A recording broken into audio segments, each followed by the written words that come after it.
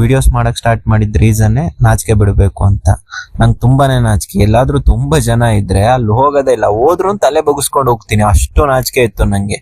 ಯಾವಾಗ video start ಮಾಡಿದ್ನೋ ಅವಾಗಿಂದ ಕಮ್ಮಿ ಆಗಿದೆ. ಒಂದ್ ಕ್ಯಾಮ್ರಾ ಇಟ್ಕೊಳಕ್ಕೂ ಹೇಳ್ತಿದ್ದೆ ಗುರು ಮೊದ್ಲು, ಇವಾಗ ಆತರ ಏನ್ ಸೀನ್ಸೇ ಇಲ್ಲ, ಆರಾಮಾಗಿ ಓಡಾಡ್ತೀನಿ. ಯಾಕಂದ್ರೆ ಚೇಂಜಸ್ ಆಗಿದೆ, ಜಿಮ್ ಕಡೆಯಿಂದಾನೇ ತುಂಬಾ ಕಲ್ತಿರೋದು, ಅಷ್ಟು ಚೇಂಜಸ್ ಮಾಡಿದೆ ಜಿಮ್ಮು.